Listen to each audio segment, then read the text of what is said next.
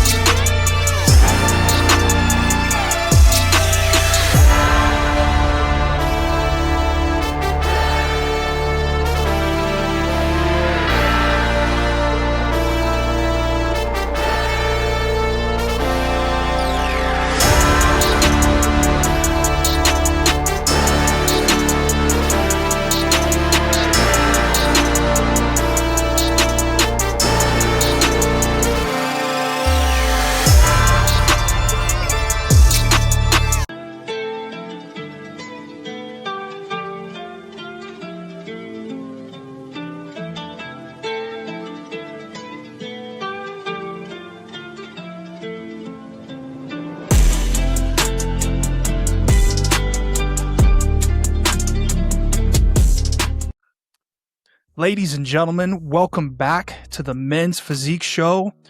Do we have a special one for you today? Let me do this introduction correctly.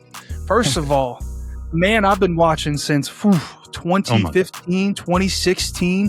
Mr. Big Waves, the originator of the Hendrickson squeeze, the 3-time Olympia champ, Mr. Hendrickson Naturals. I mean, my favorite front shot in the entire division. Mr. I don't cap. I only cap I do is shoulder caps. Brandon Hendrickson, B-Henny, is in the building. Brandon, what's going on, man? Man, what's popping? Yo, finally we got on this podcast, man. It's been months we've been trying to get on, but I'm finally glad we made it, brother. Finally here. You made it. Facts. And congrats on the podcast as well. You guys are blowing it up, man. It's so cool to see. Like, I see a lot of getting a lot of reach and a lot of people really like messing with it. So I'm really happy to see that. You guys are long live Men's Physique, bro. With this podcast. Facts. Long live Men's Physique. Let's go. For real. And Hart, don't forget the Australian voice of Men's Physique over there. You guys were up next. Brandon, I don't know if you've officially met this powerhouse down in Oceania in Australia, Melbourne. Avon, Australian voice of Men's Physique, Phil Naselli is in the building. Phil, what's going on? Boys, what's happening? Brandon, what's happening? You know what's funny? I know, Hart, you said we've never officially met, but I've got a bit of a story for you guys because there's a little bit more to that story, and I might just say we may have met once before, but we'll get into that a little bit later. But yeah, Brandon, amazing to have you here, man. Looking forward to chatting to you. You know, a couple weeks out from the Arnold, so yeah, can't wait to dive into it all. Oh yeah, let's go, man. I'm ready. Last but not least, the man, Aleem, the Gaffa, Bolton, Masters Men's Physique Pro is in the building. What's going on, playa? Man, I'm feeling so great, so blessed. We got Brandon. This is my guy right here. You know, when I say my guy, I remember seeing Brandon, and we're going to talk about all of this, but I remember seeing him at the Olympia, my first Olympia I went to, being at the Miami Pro show. Like, when I say my guy. Loved it. For sure. Everything you said about the front shot, I second that. Let's go. I want to get into this. I'm hyped. I'm hyped too, man. I appreciate you guys' support for the years, that you guys have known me too. Like, you guys have shown so much love, and I'm so grateful just to have that support from you. So I really appreciate you guys. It's a pleasure, man. Well deserved. I mean, talk about love, talk about support. I'll throw it back 6 years ago. Maybe I had 300 subscribers, and I did a recap of the Olympia in 2020 when Brandon Hendrickson got his title back. By the way, no other Men's Physique Olympia champ has ever done that in history other than B-Henny. And this guy over here screen recorded the YouTube and posted it on his page like the day after the Olympia win. and it Yeah. absolutely blew up. And the support I felt from you, bro, from that was absolutely crazy. You remember that, B? That was when me and Ray were going at it. Yeah, bro. Yeah, that shit was lit, bro. That was like one of the most like memorable times in men's physique for sure. Like you said, I'm the only men's physique competitor to lose the title and gain it back. So we were literally in the middle of making history. Yeah. Yeah. Dope moment. Bro, let me ask you something. Speaking of that, it's interesting because I sit at 5'10", and I remember when Raymond had won, and the whole conversation in men's physique has switched to, oh, it's a tall man sport now. It's a tall man sport. Tall being over 6 feet, 6'1" or whatever. And then you came back and won and put all that to rest right away the next year. Mhm. Tell me, what do you think about the whole dynamic in terms of physiques where, you've got people who are taller and then you've got people who are shorter?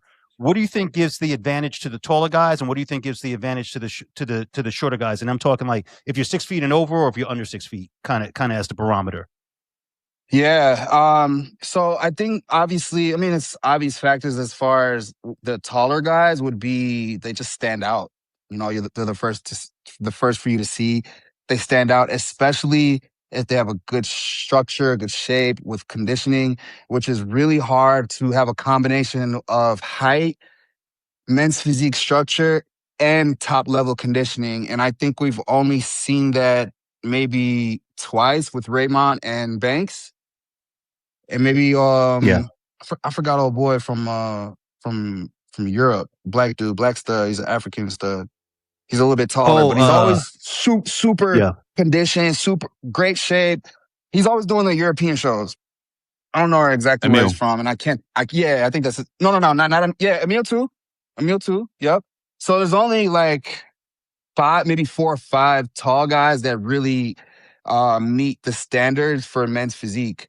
I think for a shorter guy, it's a lot easier to meet that standard because typically a shorter guy will normally have smaller waist. So with most of the shorter guys in men's physique are typically an ectomorph shape. So small bone frame, whole lot of muscles, small waist. So I think when you have the small waist on top of a whole lot of muscle plus conditioning, I think that stands out more when you're standing next to a taller guy that might have a good shape, but it doesn't have all of that conditioning.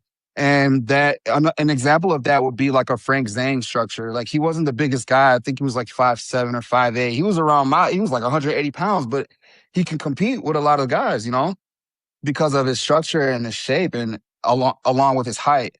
It just makes a difference. Even even for women, like shorter women do well because, they obviously shorter women in, I guess, wellness or bikini, they have more fuller glutes, they're a little bit more fuller at the bottom versus a taller girl, she's a little bit longer. So I think those are 2 differences between like, the height differences in the divisions. That's real. That's real. I remember real quick, boys, when Raymond won, I was just getting into men's physique, something fierce at that point.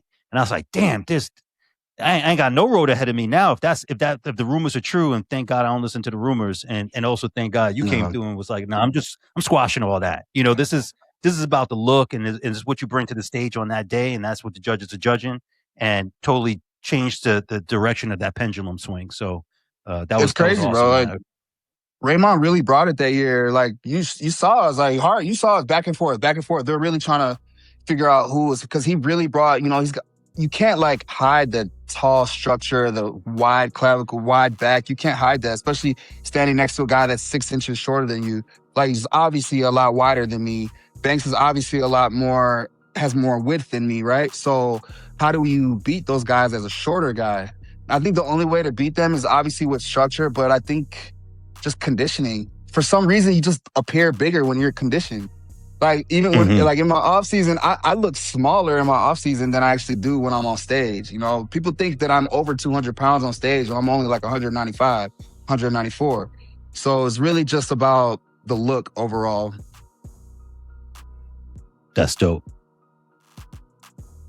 Avon?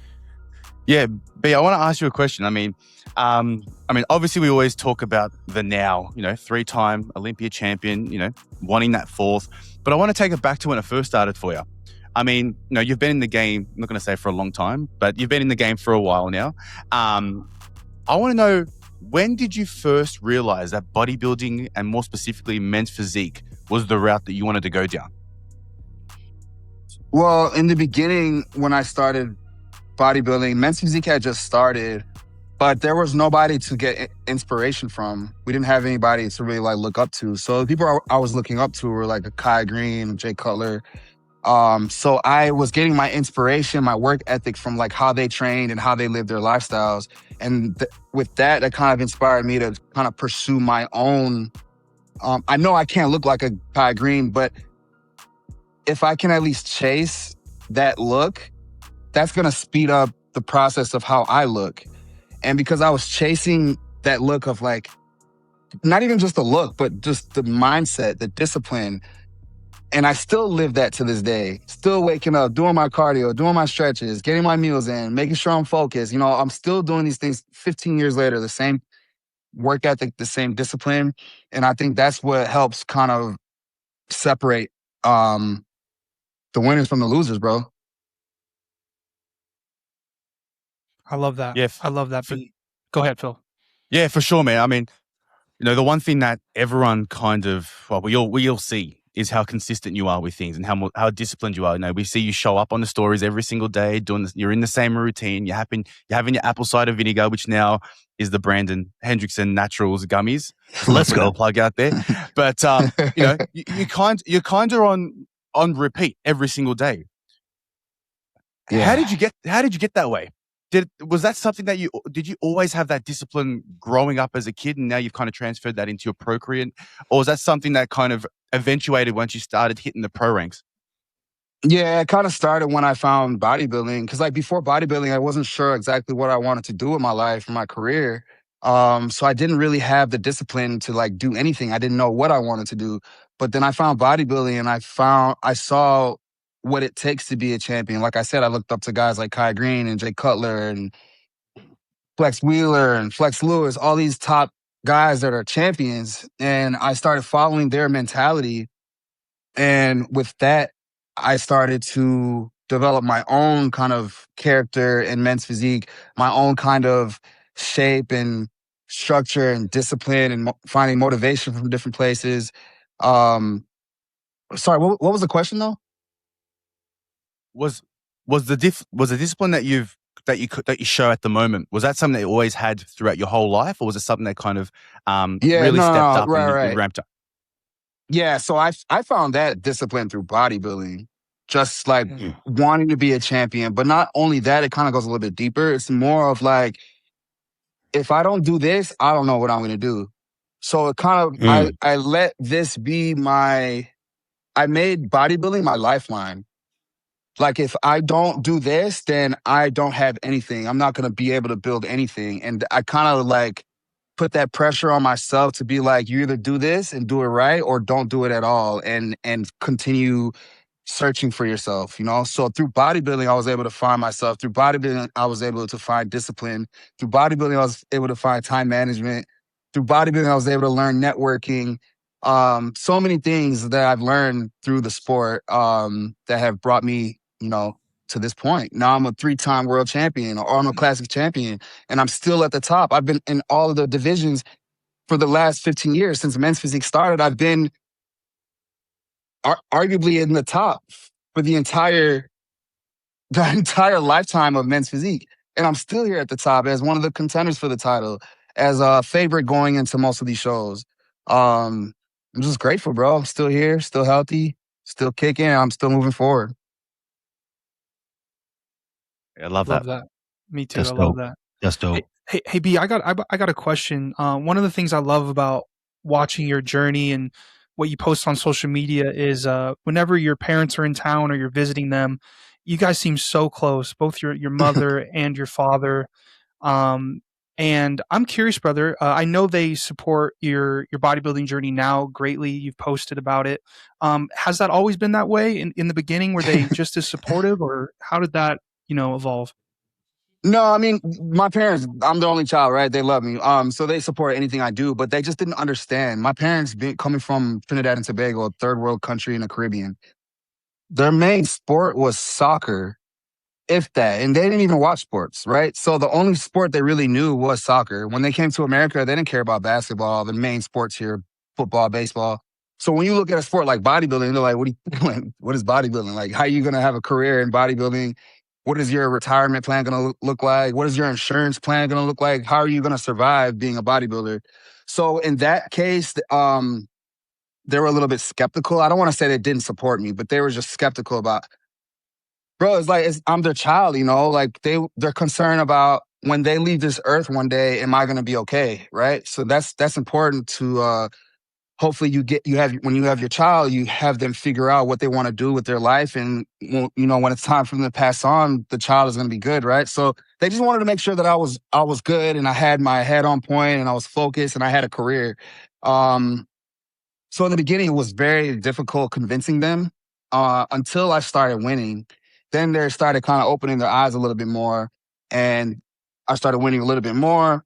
Then I'm starting to get like brand deals and just different income from all over the place, gym equipment, clothing. I remember I started with a clothing brand called Shirtless Apparel. Phil, you might know Shirtless Apparel. They're from Australia, I think. Yeah, I've heard of them. Yeah, so I started with them, bro. They're paying me like $200 a month. It was nothing. But like for me, I didn't care about the money. I just wanted to be like in a community, I wanted to feel like I'm part of something bigger. So yeah, in the beginning, they didn't support, but once they started seeing me winning and getting my pro card and, seeing me in the blogs, RX Muscles posting me, I'm in different sites. After I won the Arnold Classic in 2016, I was on the People Magazine website. That's when they really started to trust in my vision and believe in my work. And in 2016 is when I actually quit my full-time job and I went full-time with bodybuilding. That's dope.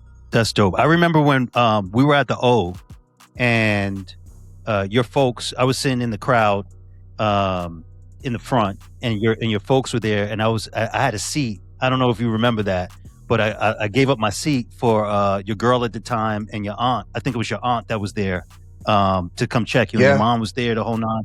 Your family is so honorable, bro, and they're so cool. I was like, how? First of all, I got women right here. There's no way I'm going to be sitting down and I got women standing up. That's not happening. Then I didn't even know at the time. I was like, here, take the seat. And then when I saw, they were like, I was like, wow, y'all are here. Who you here for? They're like, for Brandon. I was like, Brandon Hendrickson? They're like, yeah. I was like, oh, say word. They're like, yeah, that's our family. That's my nephew. I was like, oh, I heard the accent. And my family on my dad's side is Jamaican. So once I heard the accent, I was like, where y'all from? Where y'all from? Yeah, we started talking, and it was a vibe, and then you came out, and the rest was history. And I think that was the start of you and I really communicating a lot. Over the years. It was beautiful, man. It's amazing, bro. That journey, right? I mean, think about back then to where you're at right now, and how you've evolved. And speaking of that, you've really evolved the game. Like the game used to be a modeling look. And I mean, you were in the modeling look phase when Men's Physique first started with Jeremy Buendia and all that. Now those physiques, maybe you could turn pro with that look, but you certainly aren't going to be making it to the Olympia with that look nowadays. What kind of sparked this growth or to have a larger size? Because you literally changed Men's Physique from that model look into more of a muscular look, which it is today. With the X frame and everything and more balance. Was that intentional, or how did you arrive and drive the division in that direction? Leg day. That's how simple. That's how simple it is, bro. Legs. Leg day. I started training legs. With legs, my shape completely changed. My conditioning completely changed. My overall structure completely changed. Everything completely changed when I started training legs. The model look back then, none of them trained legs. Even me, I wasn't taking leg training seriously. So it was the biggest difference when guys like me, Jeremy Buendia, Chiron, even Ryan Terry started training legs. That was the moment. And this was like 2016, 2017. That's when the division started to change. The look started to change. And then look what happened a few years later. Then the shorts got shorter because now they want to see the legs, right? So now now you can see quad sweep. Now you can see leg development. But not saying they're being judged, but it helps your overall physique. So that was the biggest difference between that old school men's physique model look to that new school bodybuilder men's physique look was leg training. That's real. Everybody who heard that needs to hear that. Yeah, we're not upper bodybuilders no more, bro. We are bodybuilders. We're full bodybuilders. It's not upper bodybuilding. This is bodybuilding. It's train your legs. Facts. Three reasons you gotta train your legs. Three reasons. Let me just get this out. 3 reasons you guys gotta train your legs, right? So for men's physique, it helps create that X factor. It makes your waist look smaller. It helps your conditioning. It helps your overall structure. Number 2, it increases natural testosterone. Number 3, it burns the most calories when you're training. So if I really want to like speed up my conditioning, I hit more legs. I go even more intense on my legs. So that's 3 simple reasons why you guys need to be training legs. Also, women love glutes. Women love legs, bro. Like you don't want to be that guy with no legs. Facts. I promise you. Like, that's real. It is what it is. Like women like looking at guys' legs too. Women like looking at guys' butts too. So if you ain't going bodybuilding, if you're not going to compete in bodybuilding, you still need to train your legs. Right. That's real. Yeah. This ain't a top heavy division. This is a full, well-rounded structure. I love it. Yeah. You just converted a lot of people who were in classic and above, probably to loving our division after hearing that. And you just made a lot of people in men's physique right now go, oh shit, I really do have to train my legs now. That's right. You get on your horse and start training legs. Exactly. Look how we used to be made fun of. All the bodybuilders, no bodybuilders took us seriously back then, bro. Nobody did. But now that we got legs, all in quiet now. Facts. I'm training with bodybuilders. I'm training with Sergio. I'm training with Regan, like normal shit, you know? Before, these guys were making fun of us. We were just it was a mockery. We were a joke, you know. We weren't real bodybuilders. Now they respect that we're training legs. We're actually real bodybuilders, not just upper bodybuilders.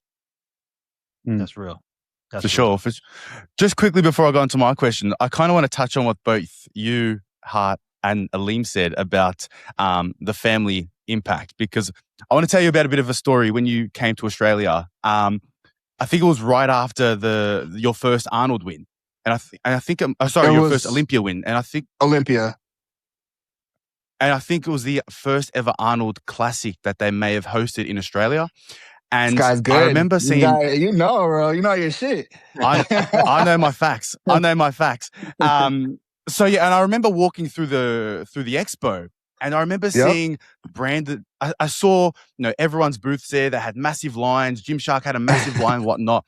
And then I walked past Brandon's booth, and I'm like, why doesn't this guy have the biggest line? I'm like, this is my opportunity. Because whenever in the world, I mean, it might have been later in the day when I saw you, but I'm like, why is there no one lining up for a Mr. Olympia? And that was my opportunity to grab this thing right here. Right? This is I remember that. This was on my bedside table when I was living at my parents' house every single day. It was, you're selling your stuff on Amazon. I'm like, this is really old school. That was the first time I ever met Brandon. But then what I wanted to say was, in terms of, your mum was there. And as I was walking back to my car, this was in my hand. And I just heard this lady yelling at me, right? And I'm like, who is this lady? Why is she yelling at me? And she goes, that's my son, right?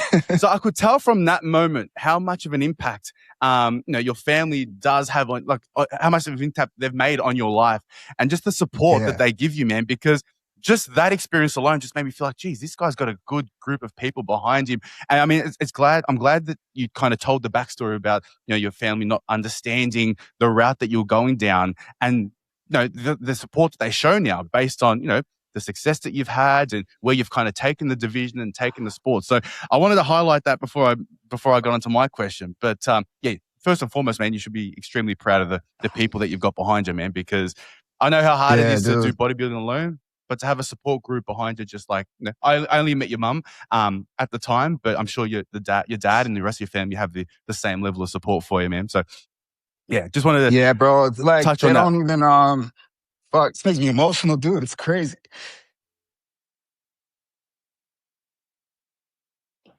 It's like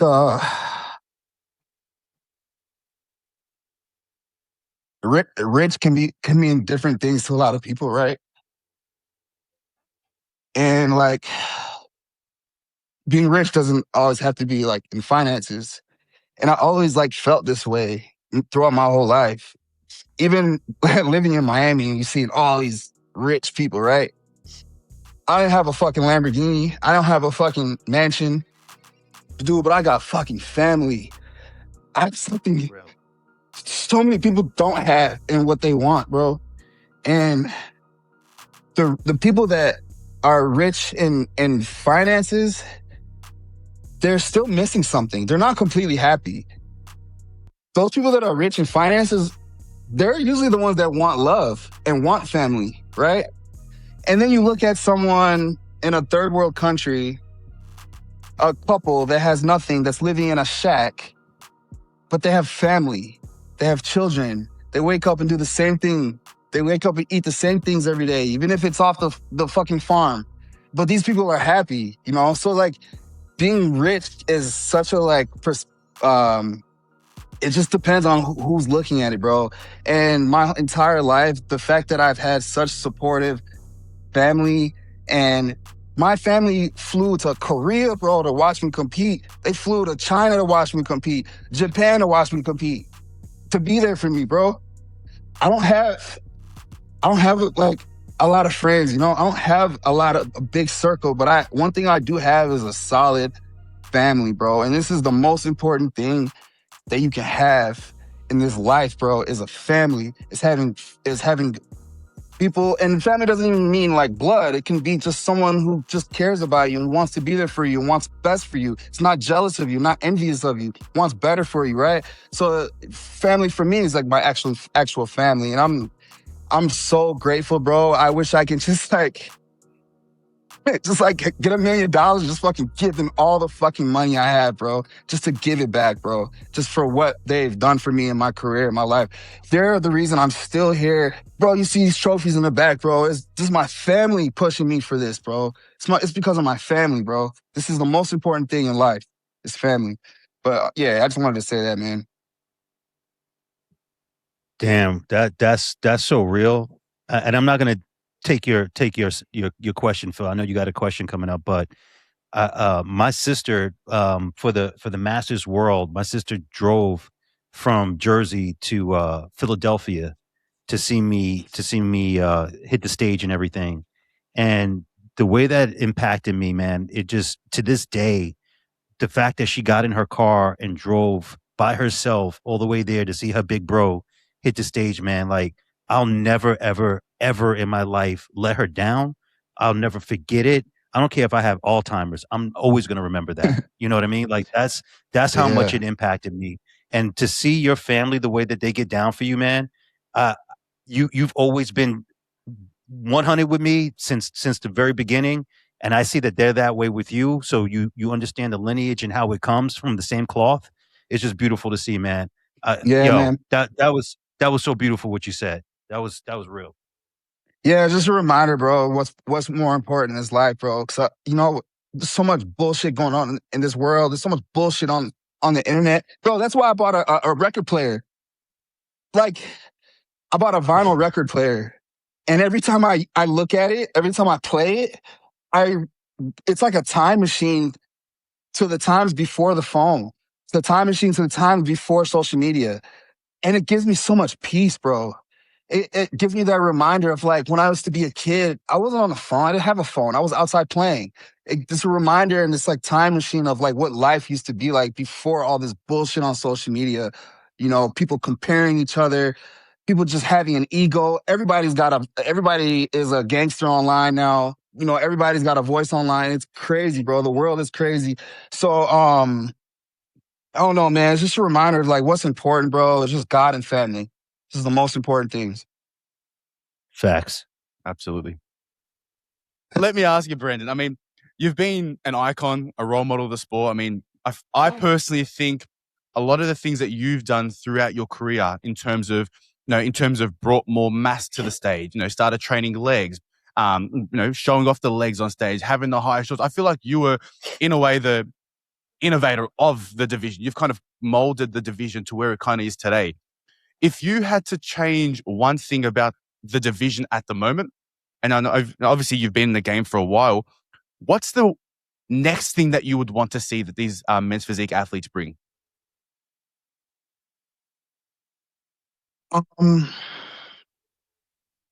The next thing I want for the division is just for us to make more money, bro. Like if I had all the power, I would have so many different companies just to invest. Toothbrush companies, toothpaste companies, things for your skin. Bro, there's so many things we can do and so many companies that can invest into this division, not just the division, but just overall bodybuilding, but specifically this division, because this is the division that sells. This is the division that when the average person looks at us, they think that, okay, that's attainable. Even when I started in 2012, I looked at men's physique, was like, I can look like that. I looked at a Jay Cutler, I was like, I don't know if I can look like that. That's scary, But I looked at a men's physique guy and I'm like, yo, that's cool. Like he looks like he trains. I never thought like drugs. When I see a men's physique guy, the first thing I'm thinking is not drugs. The average person, when they look at us, they think, oh, he's disciplined. He eats good. He trains good, So that's the difference with men's physique and being more on like the healthier side or the healthier looking side, and just really getting more companies to invest in the division because, bro, like we're all athletes. We're all champions. We're all super disciplined. We all have great work ethic. Like we should be honored and recognized for that, not just online, but through dollars, bro, through finances. Like we deserve that. Everybody works hard, not just me, bro, everybody. That's facts. What you said there, it almost sounds like you're listening to the conversations I'm having with sponsors. The way you just took every word out of my mouth. The boys that tell you like, when I'm talking, this is exactly the delivery that I bring to the table, because I understand business and I understand the CEOs and the C-suite and the directors and all them. Once they've achieved a certain level, monetarily speaking, the next step for them is, oh shit, I look at myself now and I look like a slob. How do I now convert that look into a look that, now gives me more confidence? My wife is looking at me. I'm looking crazy right now with the gut. And they automatically go to men's physique in terms of the divisions. Which, bro, that's why this and bikini, the fastest growing divisions. I mean, fit model will be too, eventually, but that's a whole nother conversation. But for sure, from guys, men's physique is a look. When I go into the boardroom and you see my cap shoulders coming through the suit, it instantaneously gives a message to everybody, right? When the chest is, even in clothes, fully clothed. That's right. So it's and then people, then when you take your clothes off, they're shocked at how great you look. So that's amazing. Speaking of which, let's talk about because we had Vitor on just a little while ago, and he had a question for you. We always ask the athlete that we're interviewing to ask the question to the next athlete that's up. So his question to you was just in that: how do you stay so consistent from the business side of things and acquire the sponsors and all that you've done? Because that's a question for him. He wants to understand, and for all of us, how does B-Henny for over 10 years now acquire these sponsors and stay consistent with not only your look, but also with your business? How do you juggle all that? Are you reaching out to sponsors? What are you doing? I used to. Now they reach out to me because like I'm fully sponsored. I don't really need anything else. I mean, there's things obviously I want, but like I have everything that I need. I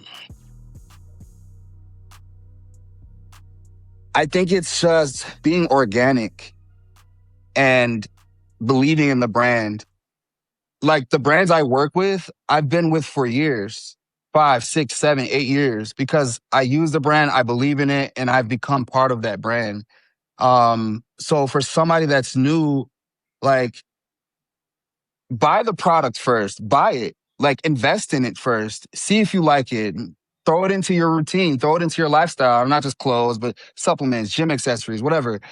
Throw it into your lifestyle, see how it works for you, become part of that brand organically.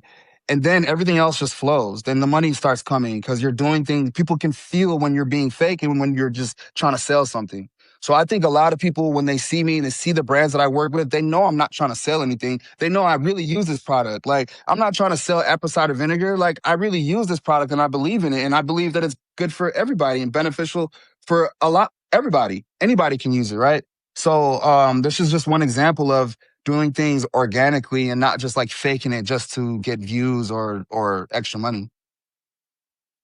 That's real. That's really the real deal, Holyfield. And let me say, I saw my family, especially on my dad's side, obviously coming from the islands, they take apple cider vinegar a lot. Like that was always in the crib. So when I For saw sure. you with it, I was like, let's go. You know, I'm Mine like, let's too, go. bro. And then My mom too. yeah, facts, you know. I mean, come on now. And then I just copped your gummies. So they're supposed to. I was hoping to have them today, but I'm in Los Cabos right now. So I think they hit my doorstep today. I wanted to have them It's on on the the way. show and actually, yeah, I want to crack it open and eat it. But you know, while you're here, the first one to tell everyone how it tastes. But we'll get to that at another time.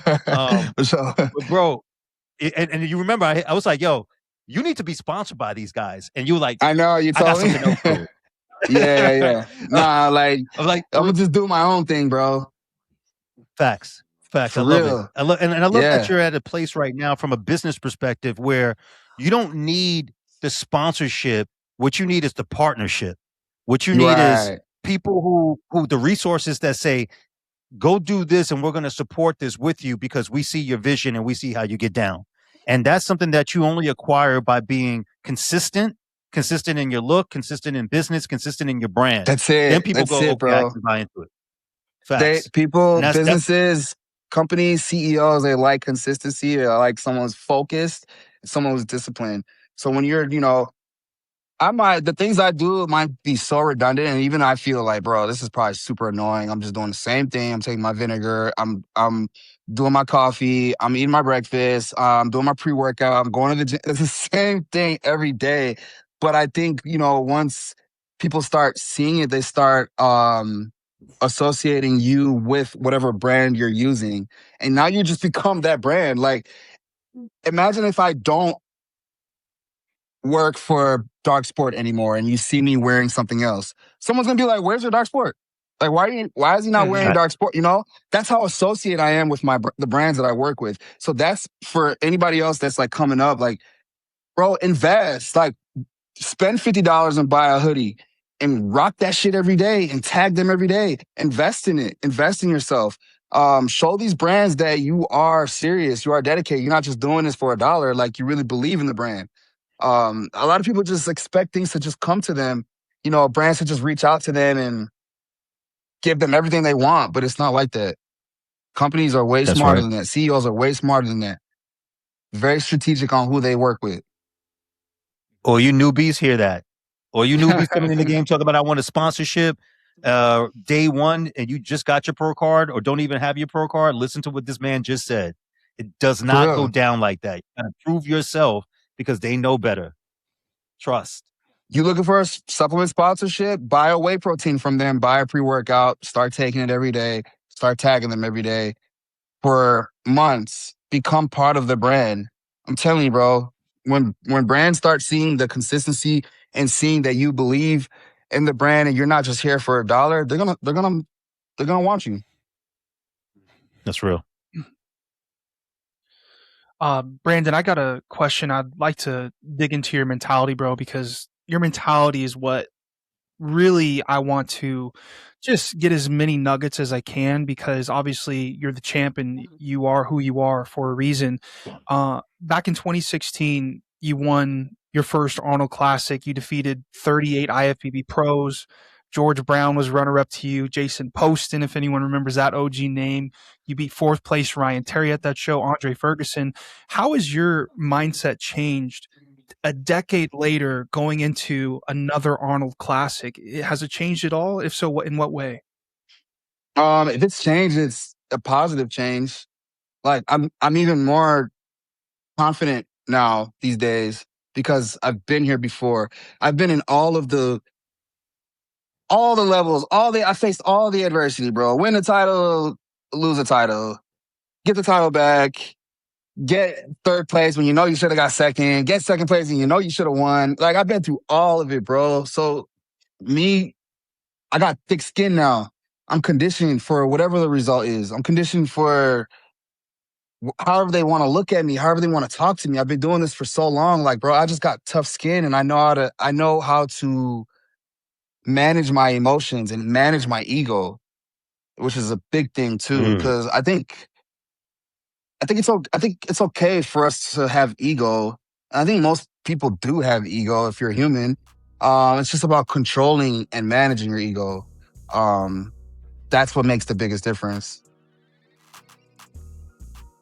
That's real. That's real. That very mature. Speaking of mentality and kind of riding along that wave. Speaking of waves, what right? Always plugging you, bro. You got so many. Gosh, for sure. Real talk. One of the things that I think a lot of men's physique athletes are interested to know, because you have so much experience, is that person who's riding with them in that moment. And you've had, very public relationships and stuff like that. And we're not going to go into like specifics, but what's your ideal relationship? You have this woman next to you. What makes her like the right fit for Brandon Hendrickson being a men's physique Olympian champ? What does she need to have? What's the criteria? I'll tell you. No, I'm just joking. Probably like me, Latina. Is that what you guys say? Latina, kick ass Don't body. come Come on, on, Latina. So that's why Latina king over here, bro. Always got a beautiful one on him, bro. How do you do it, B? Every time too. He always got the baddies too. Let me hang around you, Brandon. My wife be looking at me like, I know you're not looking at her like that. Hey, take that mic away from heart. I knew he was about to say that shit. No, man. Hey, that's coincidence, bro. I don't just go for a Latina, big booty Latina. This is just coincidence. This past couple of relationships. I promise. I don't have like a standard of women. Like, obviously I have a standard. For me, man, oh, that's tough, bro. Because I appreciate a beautiful woman, but beauty is not just in the physical, and it should not be. From what I've learned, it does not matter how beautiful you look on the outside. The older I'm getting, the wiser I'm getting, I'm recognizing more beauty on the inside. And this is what's important to me, because at the end of the day, I want a family. And if the things don't work out with that person and we do have children, I at least want to have children with a good person. Right. So the Right. key is just finding like a good person, bro. For me, I don't want to date a competitor, bro. I don't want to date nobody that competes. I'm good. I had enough of that. Let me be the competitor. Let me be the guy. I don't want to be. It's just too much. It's too much. Y'all know how it is with competing. And then when you have two people competing and I'm at the top, I'm the champion, I need that attention, right? I need that assistance. And if you also need that attention and assistance too, we're just gonna be budging. Like, so it doesn't work. So, like as far as my preference, I don't want to date anyone that competes. And if I do date anyone that competes, it would be when I'm done competing. But just gotta be family oriented, bro. You have to want a family, want children, have to be open to things, I travel a lot. I've been traveling my entire life. My family's from the Caribbean. I've been exposed to so many different cultures around the world. I'm very open to a lot of things. So I just need that person to be the same, to be open and not so closed-minded. Like, if we happen to be in a country where they speak their language a little bit doesn't sound normal for you, don't make fun of them. Like, It's just people have different cultures, different things they do in their culture that you have to respect. So I just need someone that understands that. Obviously, someone that's into fitness, that's training themselves. They don't have to compete, but someone that wants to take care of themselves. But I need, for me specifically, there's times, bro, like I need someone to listen to me and respect me and honor me. The more you respect, listen, and honor me, the better man I'm gonna be. The better man I'm gonna be for the house. The better I'm gonna be for the family. So like, obviously, I want a big booty, nice, beautiful woman. Like, but you notice the last 5 minutes, I didn't talk about anything physical, right? Because this is not what's important for me anymore. It's just more of like where your head is at, where your mental is at. Also, how many bodies you have. This is important because you're exchanging. That's real. You're exchanging. How many people are you exchanging energy with? This is energy you're exchanging. Yep. So, this is important too, bro. And then big thing, bro. Whoa, social media. I can't do like if you live for social media and you need validation from social media, it's not my thing. That's real. What? That's real. So into fitness, under 10,000 followers. Hold on, Big B, slow down. Hold on, let me write this down. Take So into fitness and the diet culture, or understands fitness and diet culture, right? You don't have to be 100% in it. 10K followers or less. 10K or less. This is ideal for me. Believes in God, wants a family, has her own money. So this is the thing. This is like an asterisk, right? We have roles. I know my role. I know I'm supposed to pay for dinner. I understand that. I know I'm supposed to pay for most of the things because I want to. But sometimes it would be nice if you offer me a coffee or offer to pay for fucking Gatorade or offer, just offer. I'm not saying pay for it, but at least just offer. A lot of these women these days, bro, they just expect you to do everything for them and they don't do anything. And they got me fucked up. So I'm not the one. I feel it. Bro, I know exactly what I want. And I literally, like, if I see one thing, I'm good. I cut. I don't get any, like, I don't get too deep, bro. And I'm like, before I used to be like, oh, she's the baddest. I don't know if I'm gonna find a baddie like that. Nah, I don't even care, bro. I don't care how beautiful you are. You could be a fucking fashion show model, bro. I don't care. If your mental is not good, you don't want family, all you care about is social media, you're ugly to me. So that's real. Fact. That's real. All I'm saying, Brandon, is just keep an eye out on your request folder on your IG, because I reckon you might get a couple of CVs come through in the next 24 hours. As long as they have under 10K followers, if they got over 10K followers, I'm not opening it. No, I'm just kidding. You haven't watched the video in detail. That's what you say. Not watching the interview. One more thing about mentality while we're here. I want to talk about pressure, because obviously being at the top of the game, like, there would be a lot of pressure, especially let's say, for example, leading into, or any show really that you're on the roster. Everyone knows to an extent that you're coming in as a favorite. Now let's talk about the next 6.5, 7 weeks going into the Arnold Classic. We obviously 5 know weeks, bro. Everyone's 5 weeks. There you go, even shorter. Everyone on that roster knows that you're coming in as a favorite, and everyone knows that you're the man to beat. I think George Brown went on the record last week saying none of these guys are uploading their progress photos because they're seeing what you're doing, and you might be scaring them away. Just saying. But how do you deal with pressure in these big moments, even leading up to shows? It's good. I love pressure. Love pressure. I wish they talked more. You might have said that. Yeah, I wish they talked more. Like, not in like a disrespectful way or anything. Because I'll never like talk bad about somebody or who I'm competing with. But like, I would like to see more confidence coming from the guys. It's kind of boring. It's like, all right, like, yeah, I'm the favorite to go in. I just got to do my work and do what I'm supposed to do. But like, and I have the urgency because like I put the urgency on myself. But it would be nice to if there was like a little bit more like confidence coming from these guys, you know? And I feel like they're just kind of like accepting that I'm the favorite and just accepting that they might not win.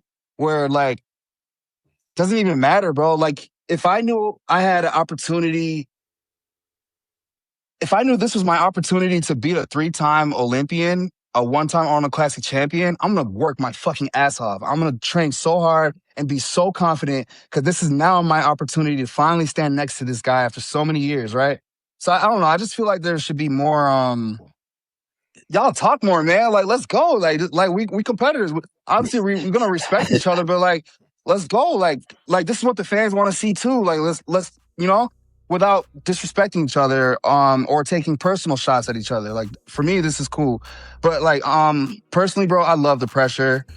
I've always had the pressure. I've always faced the pressure, and I've always dealt with it really well. I work better with my back against the wall because it creates a high level of urgency for me. Especially, you know, going to the Olympia, I'm waking up earlier, making sure I'm drinking my water on time, making sure I'm taking my vitamins on time. I just have more urgency when I have that pressure because I hate losing. I hate that feeling of not bringing my best or being overlooked. So I try to like eliminate any type of variable that could like pop up. I try to eliminate that by just doing my thing, being consistent, being disciplined. That's real. Yeah. That's dope. Hey, quick thing for I want to know. I know we know that you've you and we're not going to go into to the detail of this, but you and Ali had your thing at the Olympia or whatever, and he certainly believes like you believe, like, you know, you're bringing your best and everything. We interviewed Ali. I don't know if you had an opportunity to see that interview. I know it changed. We got from fans and other athletes that interview changed their perspective of him because they thought he was just straight braggadocious and conceited and didn't understand where his level of confidence was coming from. I don't know if you've seen it, but if you have, has it changed your perspective of him? And since if not, since you've competed with him and maybe you guys, I don't know if you guys were backstage and talked, has anything changed in terms of like how you perceive him and the confidence and having that jargon to help kind of perpetuate the division and get people and the fans excited? No, I haven't seen the interview, so I really don't even know what he said. But when I was talking about controlling your ego, that is one person that does not control his ego or manage his ego. And yeah, he might seem like humble at some time. Brother, I know I'm very good at reading people, and I know the type of person he is. And whatever like he tries to portray for you guys to make you guys like him, I see right through that. So I don't want to say like, I don't want to talk bad about this guy, but this is someone that needs to control their ego. That's all I want to say. But it's good. Like, this kind of confidence is good for the division, except like there's some lines you cross, and I don't even want to get into that because this is not what I'm here for. I'm in such a like flow state right now. I'm in such a positive vibe, and I don't even want to like go that direction. Like, I don't even look for who I'm competing. I don't know who's competing with. All I know is Eman and fucking Andre Dayu. I don't even know who I'm competing with, bro. I don't care. I have a lot of respect for these guys, but once I start giving 1% energy to them, now I've only got 99% energy on me. Why am I giving them that energy? I'm keeping 100% energy on me every single day and doing what I'm supposed to do every single day. And I have every right to talk shit, bro. Ali never won an Olympia title. I have every right to talk the way he talks. I have every right to just let my ego go, but I don't. I'm not that type of person. I don't forget where I come from. And I feel like he needs that reminder too. That was strong. Beautifully said. I'm going to call myself the Australian boomerang because we're going to rip the question out and we're going to bring it straight back. I want to go back into the Arnold. 5 weeks time, we've seen the progress updates from you. Yeah. What can fans expect to see on that stage? What improvements have you made over the last couple of months since the O? Oh my God, this is gonna be such a completely different physique, you guys. I'm so excited to showcase what I'm Let's working on go. right now. Let's go. Wait, You're gonna be better than what we've already seen? bro, better. Bro. Better. Wow. Like where I'm at right now, I ain't never seen my coach this happy, this far out. My coach Neil is super hard to please. He's like where I gauge his emotion is kind of where I gauge where my prep is at. So if Neil, Ryan Clark said the same thing. Ryan knows. If Yeah. Neil sends you a long audio, it's probably not a good message. So when he's sending me short, when I see that 10-second audio, that 15-second audio, I'm like, oh yeah, let's play, let's go. It's usually something positive and something good. Like you're on point, right? So the fact that like my coach is happy, which he's super fucking hard to please, bro. Like you guys have no idea the things that I went through with Neil in preps when we faced that. This is like my father. He's like a father figure for me. So there's no disrespect at all. But just as being his athlete and him being my coach, you know, sometimes we bump heads, bro. Like it's normal. It's normal in any relationship. So times have gotten really, really difficult between me and him. But the fact that the way he's responding now, he's so happy with how I'm looking. Every time I see him, he's even more happy. He's like, okay, this is better. You're not behind it all. You're right where you're supposed to be. Like that gives me so much more confidence going into this show. You guys are going to see a completely different physique, smaller waist, more detail in my abs, more detail and width and depth in my back. Finally, my back is finally back. Like, let's go. So like the thing last year, right? With all the shows I did Pittsburgh, New York, Miami. You know, I didn't bring the 100% Brandon Hendrickson, but it was enough for me to win. But the reason I didn't bring 100% was because I couldn't focus on training my back. Number one, I was moving from Miami to Las Vegas, so moving across the country. I was ending a relationship as I was moving. Then I got into a new relationship right after I moved, which became like crazy. So it was just so much going on in my life. At the time, I didn't have that focus. But now that I've been here for a year, there's no women in my life. I'm focused. All I got is my dog. I got my routine. I got my family coming to visit, bro. My coach is here 5 minutes away. I have everything I need. Because of that, my mental is so much stronger. And because of my mental stronger, bro, my physique, completely different this year. So excited. Wow. Bro, we say on the show, I mean, from the front, it is so difficult for anybody walking God's green earth right here or any other planet to beat you from the front. Because you're ambidextrous also, which a lot of people fail to realize. Like we were talking about this on the show. You do little things. It's not just the physique looks amazing, which it does by itself. So if you were to just get up on stage and just stand there, you would already crush everybody for the most part. But then the little twist in that mannequin twist that you do with the back foot, where you pan your body from one side to the other side of the judges table, is so fucking dope. Pardon, I know I curse. We're gonna have to air that out, bleep that out. Then the other thing too is got my shit too. The two sides. You're ambidextrous, bro. Like you can pose on the right and then turn to the left, and still look flawless on both sides, and still look structured and middle. And the middle, yeah. And then you also do the middle, yeah. And you also do Superman also. You bring up. We've been saying on the show a long time now. Like if you had a back like E-Banks or a Manual, obviously, then it's just how many chips do you want at that point, right? Because it's just no stopping. So if you come with that, oh my God, it's gonna be crazy. It's gonna be crazy. Yeah. But do you? Go ahead.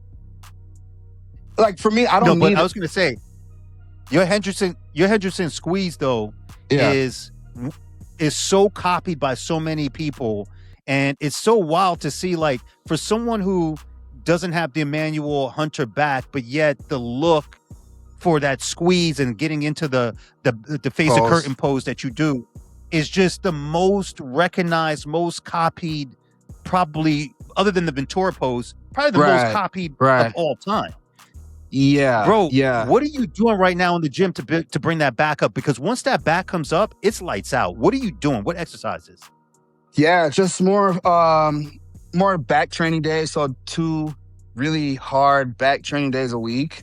But now I'm actually training with a partner, my coach, my training coach, Joey, out of Dragon's Lair. We train every Sunday. And bro, I mean, I'm training like a bodybuilder. I'm training with a bodybuilder, so I'm training like a bodybuilder. It's just like a college player trying to get in the NBA. They hoop with NBA players for practice, you know? So I'm training with someone at a much higher level than I am. And because of that and weeks of work and dedication and time put in to progressing my back, we've made so many more improvements as far as width, as far as density. I'm adding deadlifts. I'm picking shit up off the ground more. I'm adding drop sets, supersets. So the first 6 to 7 weeks, we were focused on density and thickness. These last few weeks into the show, now we're just focusing on width. So you'll see like a few change. You're not going to see me do as many deadlifts anymore or rack pulls anymore. Now it's just really just getting more width in my back.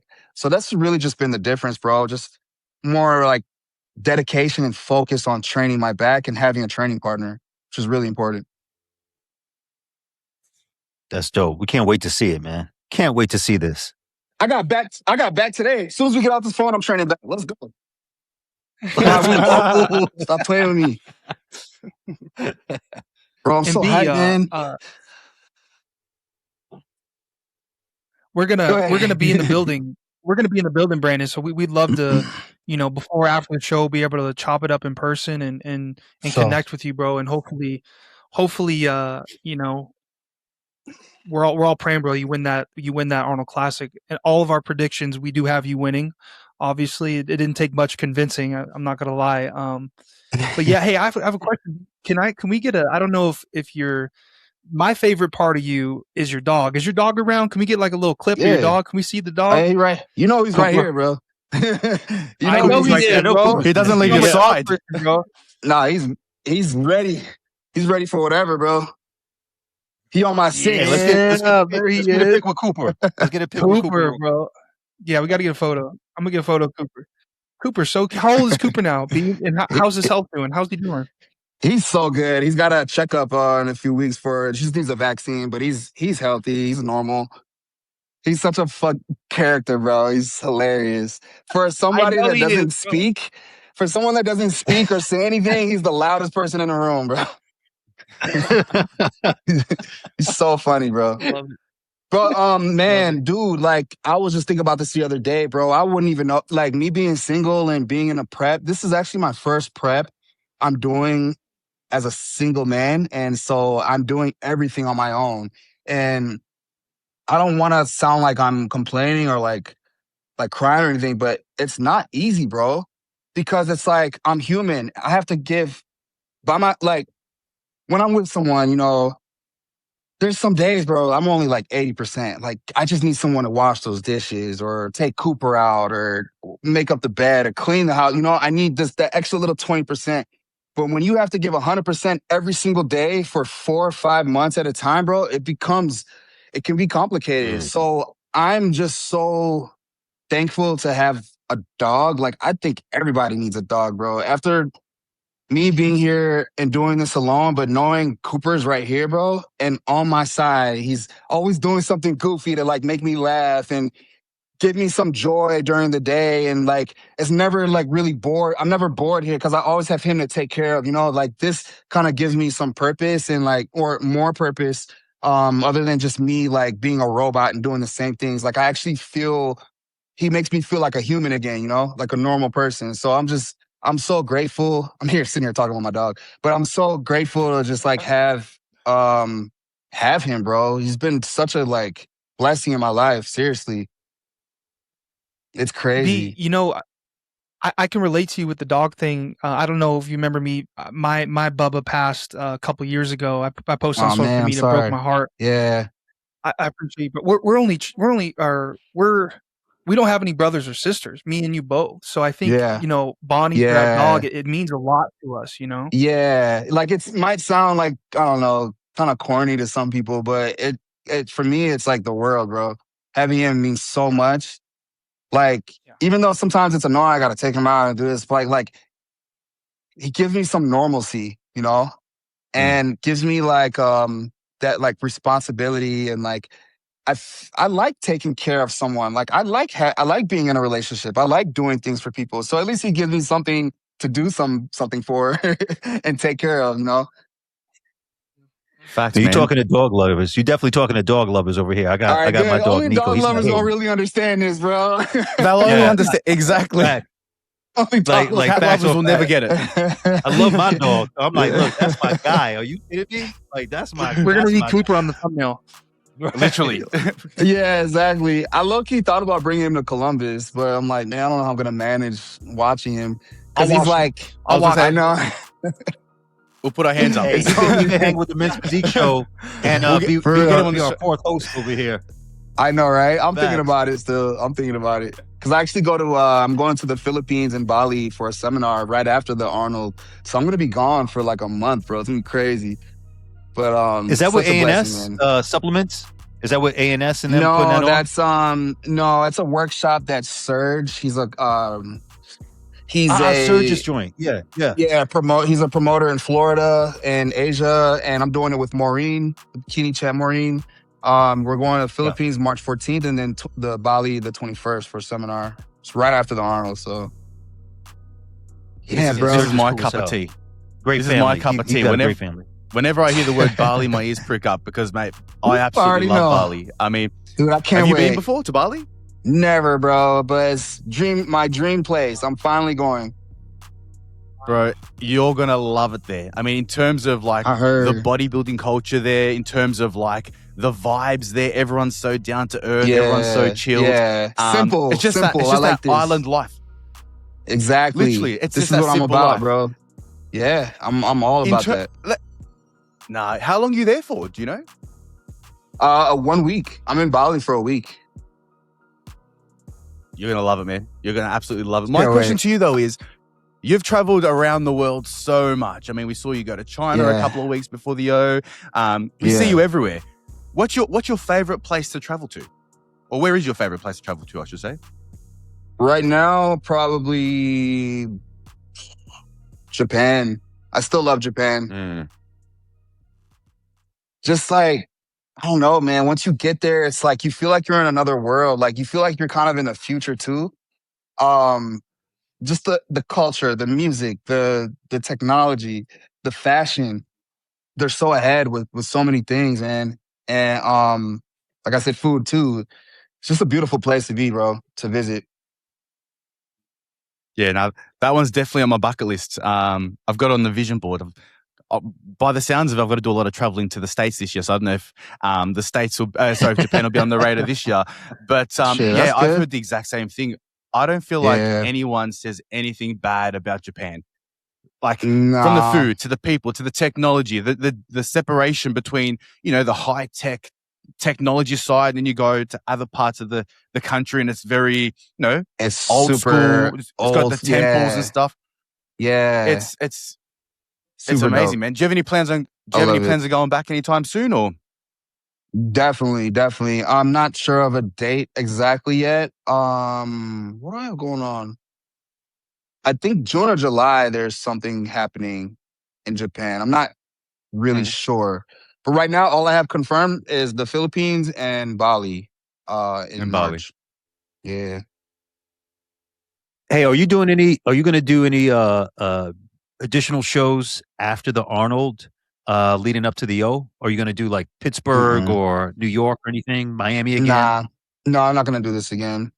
I did that last year, bro. I didn't even have to do that last year. I did it because like I was off for so long and I didn't want to just go into the Olympia assuming that obviously I'm going to go in for the win, but I don't want to go into the Olympia taking 19 months off and assuming I'm going to win.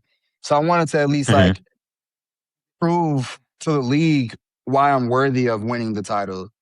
And especially me being off, I wanted to kind of go through the ranks again, put myself through the gauntlet, do these big shows, even give myself a challenge, like going on the other side of the world doing a show in China and then coming back and competing at Olympia. Like I wanted to just prove that why I'm worthy of the title. And I still think I could have been top 2, 1 or 2 last year, but you know how it is. But no doubt. As I end that, the most important thing, bro, I can look at those pictures and feel so happy with what I brought. And the message for that is like, don't obviously train for first place, but don't be so emotionally involved in winning the show. Be emotionally involved in your prep and bringing your best. Don't be emotionally involved in thinking you're going to be first place. First place is just a bonus. That was just a cherry on top. But make sure you, bro, I always say my clients, if we're going to do anything, no matter the placing, at least get a good picture on stage. Like at least work hard so at least you get a good shot on stage. Because even if you get last place, 10 years later, you can show your kids, show your grandchildren, like this is how I looked at this age. Like, you know, it could have been 16th place, but you looked amazing, though. And this is what people care about. So I think like the most important thing is just like, just doing your best. So, you know, okay, I did everything that I could do. I got last place. But shit, I look good. I'm proud of what I did. I'm proud of the work I did. Like, that's more self-gratifying than a fucking placing, bro. I promise you. Agreed. Question for you, though. I mean, you've jumped on the Olympia stage. You've jumped on stages all around the world. We saw what China was able to produce in terms of the production, the stage lighting, the camera angles, all that sort of stuff. Movie. Which was better? Which was better in your eyes? Compare what? In America or China? Yeah, so in terms of like the Olympia stage and the Chinese pro, the China pro, and all the production that they did behind the scenes, which one was more superior in your eyes? Yeah, do I need to be politically correct? Do I need to be politically correct right now? I don't want to fuck myself, bro. America is the best, I think we got our answer. You got your answer. We got our answer just now. I don't want no problem, no political problems, bro. Maybe a better question is what makes the China Pro really stand out that is not being done in other venues right now that you appreciate? Money, bro. They invest their money into the sport. They're paying more than they pay in America. They invest in the sport. They're investing in the production. They're investing in the lighting. They're investing in the stage. They're investing in marketing. So I think they're just putting a lot more money into it, which is, I think, because they don't have many other major sports besides soccer, maybe baseball. But like bodybuilding is the sport out there, you know? So yeah, they're just open to investing more money into the sport, which is why they just do it bigger. Did you like the screen that they had behind you guys? Like that was so sick, bro. The LED screen? It looked crazy. That was fire. Yeah, it was sick. Crazy. Yeah, it had like a video of the competitors and like who was gonna come out next. They had like a little preview of who's coming out next. It was so dope, man. And then like not only that, but like once I won the show, the whole crowd came on stage with me. I don't even know if they had like film of this. But everyone came to party with me, bro, on stage after I won, bro. It was just such a cool feeling. Yeah, that's sick.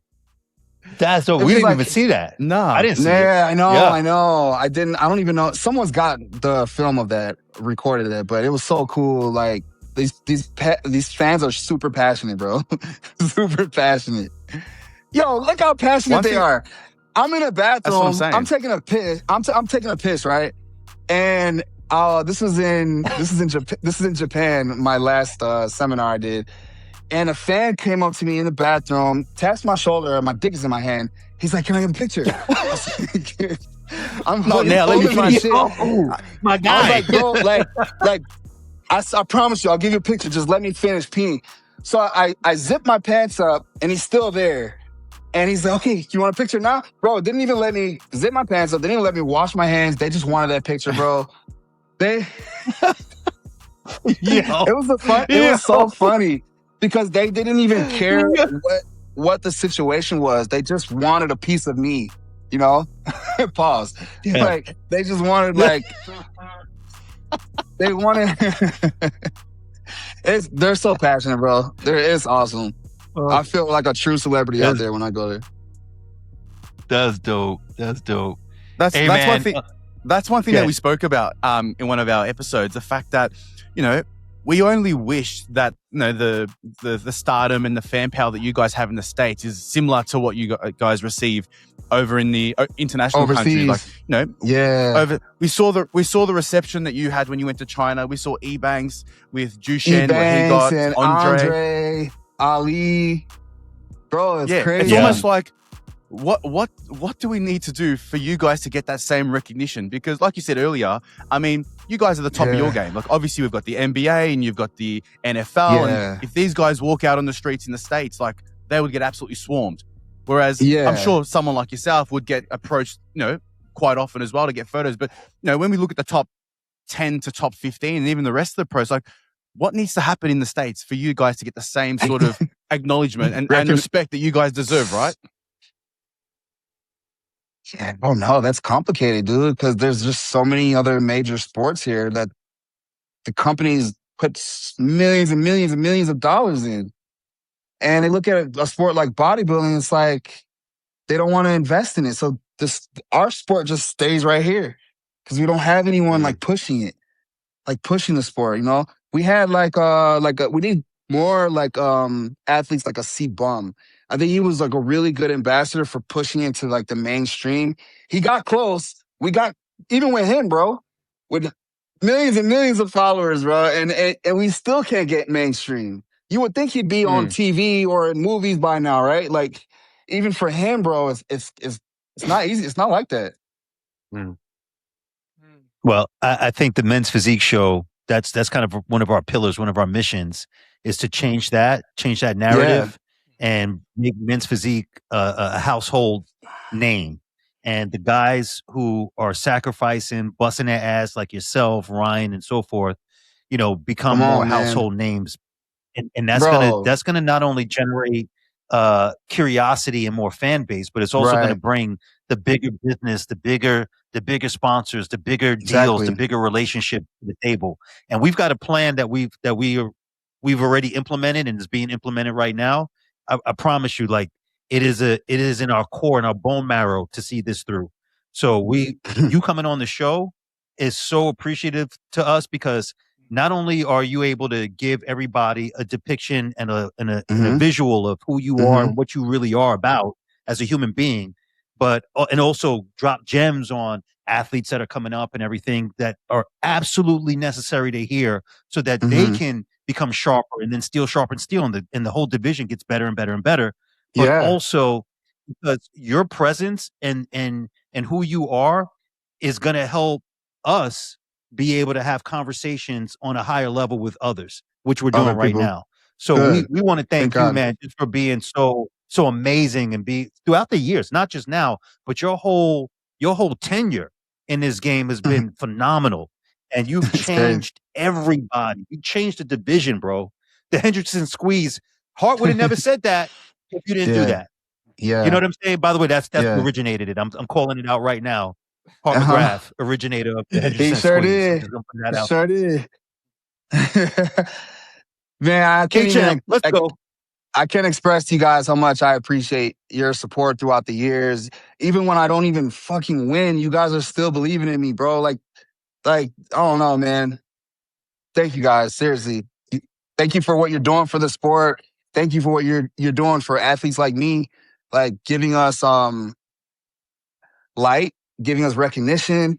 You guys are giving me, bro, this is the most flowers anyone has given me in 15 years, what you guys have been doing these past few months. Like, I'm finally getting recognition for the things that I've done. And I can't be the one being like, oh, I started the Hendrickson squeeze. I started the leg training. I can't be the one, my ego, right? I control my ego. I manage my ego. So I'll never be the type to talk like that. But I'm so thankful that there is someone like you guys who can talk for me. That's right. So I appreciate it. Facts. All right, you got anything? No, this made my fucking day. This was great, man. I love you guys. I gotta go train anyway. I gotta train back today. You guys got me hyped. Let's go. We got 5 weeks. Love you too, D. We see you. Hey, last thing, B. If you win, which we believe is very plausible that you're probably going to win. When? We gotta get the interview. We gotta get the when you win. When you win. I needed you to say it first. Mindset, when bro. you win. That's right. Hey, I gotta hear from you though. When you win, you gotta give the Men's Physique show the exclusive. We're gonna be in the building. We gotta cut out and go do the interview, bro. Yeah, pull up after the backstage. You can get backstage, but otherwise, yeah, I'll see you after the win. Done. Facts. Done. And I need an updated one of these. Yeah. That's what I need. This Yeah. says one time Mr. O. I want a new one. Yeah, we need one with 3, and that was like, dude, that was 18. That was what, like 10 years ago? It was like 8 years ago. Oh yeah, we gotta update you, bro. I got you. We're gonna update. It's starting to fade. Yeah, we gotta update that for sure. That shit's vintage now, My bro. brother, hey, It's a collectible. worth more. Yeah. I want to frame it so it doesn't get damaged. Yeah, for real. hey, have a good training today, man. Good luck. Thank you, We're B. looking forward. We're rooting for you. Appreciate See you guys bro. in 5 weeks. Let's go. See you guys. Let's See do you, it. brother. Yes, sir.